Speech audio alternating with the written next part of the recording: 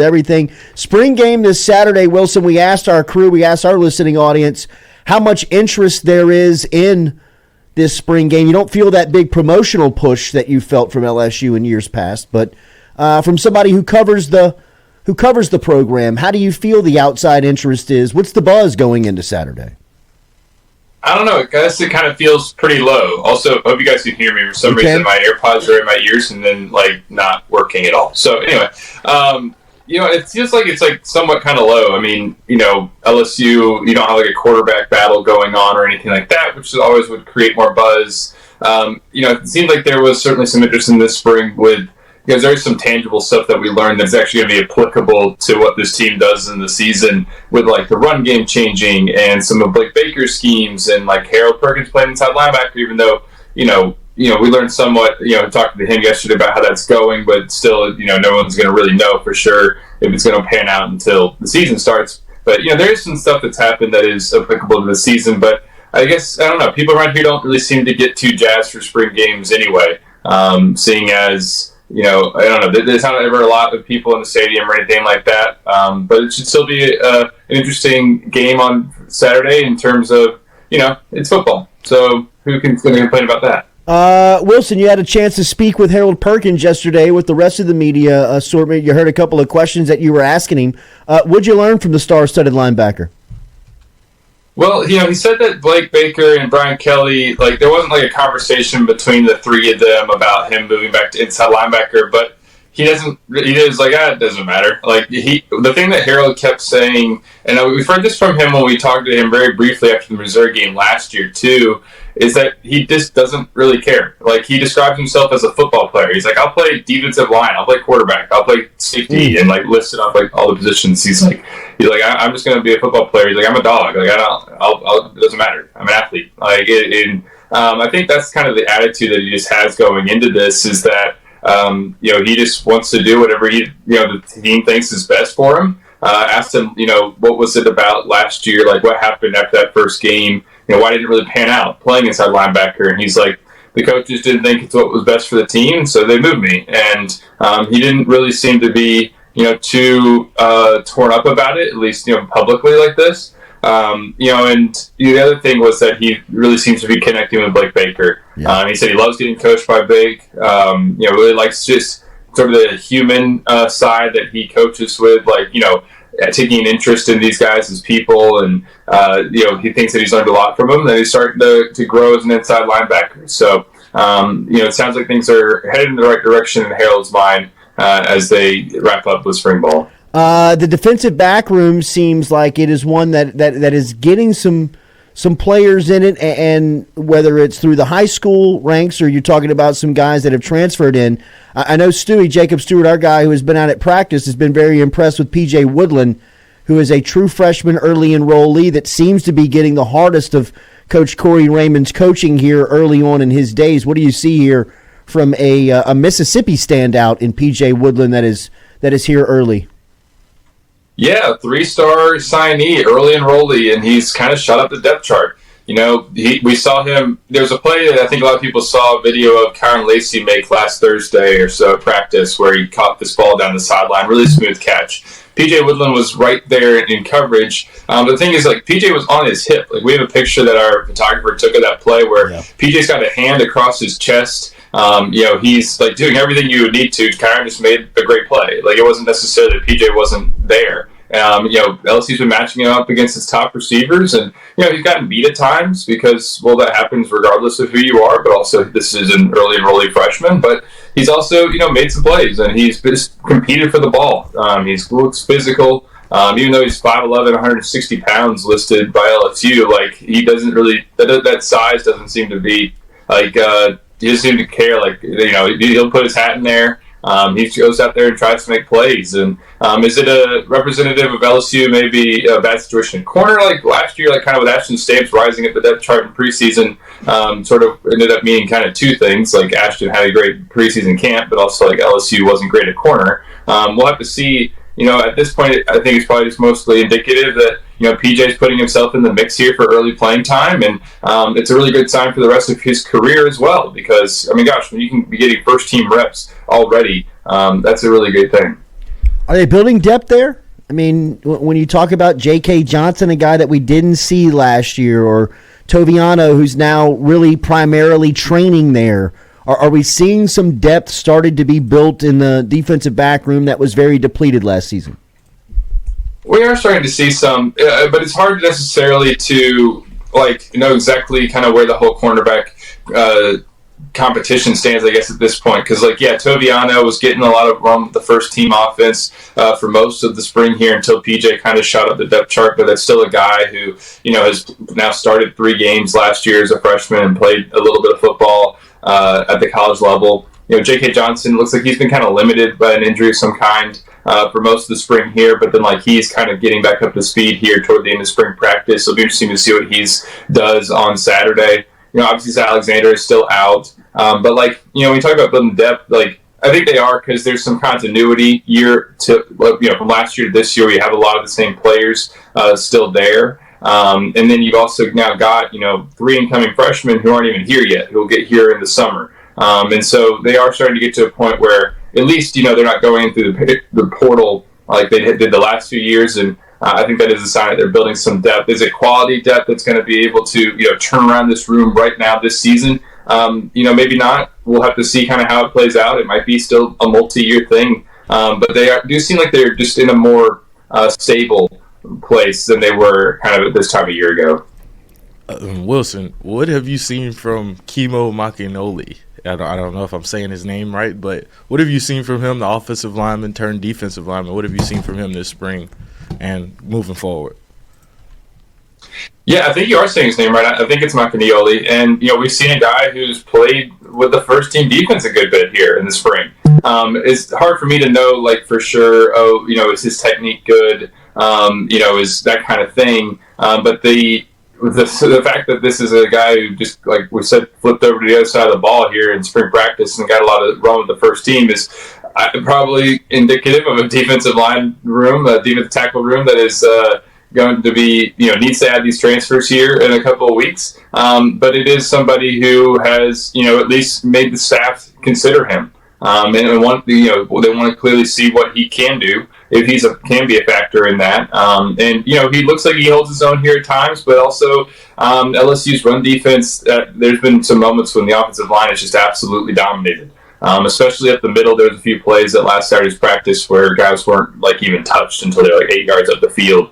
And so, Brian Kelly basically said, that Jacoby Guillory's been outstanding with his run defense. I think that you would expect for him to have a role on first and second down, but that second defensive tackle spot where you've got Kimo and Jalen Lee and some of the guys is still kind of uncertain right now. I mean, like we said, they already added Paez. They're going to probably add some more transfers here in the second portal window. And so, Kimo seems like he's done a solid job this spring. But, it's not like he's going to necessarily, be in line for a starting position come the season. I think it's, that defensive tackle room is far from determined at this point. Yeah, it seems like this is going to be the area of real dedication when the transfer portal opens up. We see today that they are hosting Philip Blitty, I believe is his name, from Indiana. And then news yesterday broke that Bear Alexander, the talented former Georgia, former USC, I guess former now USC defensive lineman, is putting his name in. Wilson, you've covered all angles of LSU football over the last couple of years. As far as plans being put together on going after positions of need from a NIL standpoint or a recruiting pitch standpoint, how aggressive is LSU going to be specifically when it comes to defensive linemen? Well, that's what's going to be kind of fascinating because, philosophically, LSU doesn't commit as much through the transfer portal in terms of NIL as it wants to commit to its incoming freshmen. Its priorities are sort of like, recruit incoming freshmen, use the money in an effort to retain players, and then, hit the transfer portal as needed. And doesn't seem to often go after those big time transfers that demand as quite as much NIL money because philosophically it's not quite what they've done the last few years. But now you've got a defensive tackle position that you might have no choice in some ways. Those, especially at that position is going to demand quite a bit of money on the open market. which is what this is, in the second portal window. There's going to be a lot of teams that want defensive tackles, and LSU is right there needing them as well. From what I understand, there is, certainly enough NIL money that LSU has available. The LSU's collective has available, to be competitive in this space here. This second portal window, had some things lined up for guys who didn't return, and so now there's some capital available. It's just a matter of how the collective kind of decides to allocate that, and kind of how all that stuff ends up going down in a few weeks. I think LSU's in position to get some of these top defensive tackles at least. It depends on who comes into the portal, and we'll see kind of how it all shakes out. But like I said, philosophically, it is a little bit different for LSU to really commit hard to transfers because that's not necessarily what they've done under Brian Kelly. One position that we've seen or heard LSU speak openly about being aggressive that they're going after in the portal is going to be running back. I wonder, are you able to find out, does the news of Trey Holly last week maybe change those plans? Yeah, we'll have to see. I mean, because the thing is, Trey's, this case still isn't wrapped up. Like, obviously, yeah. Trey's in a much better spot than he was before the grand jury rejected that charge of attempted second-degree murder. Anytime you can take that off of, your charges, that's fantastic news for Trey, who, this entire time has maintained 100% innocence. But he still does face that one felony count of essentially illegal discharge of a weapon. And there's an arraignment set for April 17th, his lawyer told me last Friday, but he also said that they were going to have to try to reschedule that because of a scheduling conflict with another case. And so we don't know exactly, this isn't wrapped up yet. And so I think it's probably, signs LSU's optimistic, but, this isn't done at this point that he'll be cleared. Obviously, like Brian Kelly said, they're going to welcome him back. He'll be back on the team if he gets legally cleared, but he does still face a felony count here. And so he's got to get past that. Yeah, he'll plead not guilty. But until then, it's still hard to necessarily, signs are pointing in the right direction, but they don't have him back yet. And so once they do have him back, though, it probably does change the calculus there a little bit because 4 scholarship running backs, you might prefer 5. But 4 probably is enough to get you through the season. It is a little shaky if you sustain an injury here or there. So LSU, might look just to see what's out there. But this is also a team that's over the scholarship limit at the moment. And like we already mentioned a minute ago, needs to add these defensive tackles. And so, there's going to be some attrition after spring, but it might be kind of a numbers game. And it might kind of depend on the amount of attrition and the number of defensive tackles that they want to add as to whether or not they have space for a running back. Wilson Alexander covers the program. It's a big week for LSU football as they're wrapping up spring. Wilson, as they've gone through the practices here and one more on-the-field practice before spring game on Saturday, and I know that this is kind of not your expertise, but do you believe that they've accomplished what they wanted to take out of spring, knowing that they had, I don't know, a lot of questions that still remain unanswered going into the summer?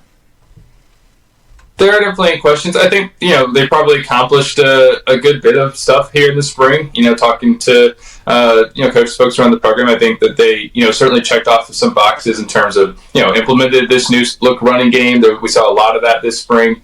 Started to get an understanding of Blake Baker's defense. He felt like toward the end of spring, they were getting a better grasp on what he wanted to do. And that sort of stuff, obviously position battles, you started to get some, people start to shake out and that kind of thing. But yeah, there's still definitely a long way to go. This spring is, easy to get kind of, excited by a spring and, everything's optimistic and great and everybody's playing well. So we'll see, come preseason camp, how this team looks again. I think they've probably done a good bit of what they wanted to do, and knowing coaches, they probably also would have liked to have gotten, further along. So probably a little bit of both. And now they go into summer workouts with a chance to try to continue to get better, add to this roster a little bit, and then pick things back up in August. Wilson, last one, I'll get you out of here. The bar has been set very high when it comes to LSU wide receiver play, not just on Saturdays but on Sundays. Kyron Lacy is receiving this type of attention. Brian Kelly really spotlighted him in his last presser and said he expects him to break out. Do we expect Kyron Lacy to kind of hold the standard that has been set here over the last 10 to 12 years of what dominant wide receiver play looks like at LSU? Well, like you said, that is an extremely high bar that he's going to have to meet. If we're talking about, meeting that, would be, talking about like 1,000-yard season, double-digit touchdowns, putting himself in conversation for being, Biletnikoff semifinalist. That's really lofty and maybe a little bit too early to say at this point if that kind of threshold is something he's going to meet. But we spoke to Kyron yesterday, and that's certainly something that he is striving for. And obviously you would want him to be doing so. Well, everything that we've seen this spring points in a direction of him having certainly an even better year than he did as he began to emerge in the second half of last season. I mean, he looks just so confident out on the field, and every single time there's been like a highlight play made during open practices, it's been by Kyron. He's catching receiver screens and turning upfield. He's breaking tackles. He's catching balls in really tight coverage, and the drops that were a problem for him at times. Over the last, I guess, his first season at LSU and then kind of early last year, we really haven't seen him. And Brian Kelly, who's been at every practice, said he hasn't struggled with that at all. And Kyron feels like that's gotten much better in his game, that he's so much more focused. That would probably be one of the more tangible takeaways. And I think something that, as you come out of spring, is you can feel reasonably confident about is that he's going to be, certainly it's hard to find the exact right word, but certainly an improved wide receiver and somebody who is going to be a catalyst for this offense. What does that end up looking like statistically by the end of the year? It's hard to tell here in spring ball. But he has emerged and asserted himself as this team's top wide receiver. Wilson, great work. Enjoy the spring game on Saturday. We will get a recap from you next week and then give you the summer and the off season off, my friend. You've done great work for us, and we appreciate you very much.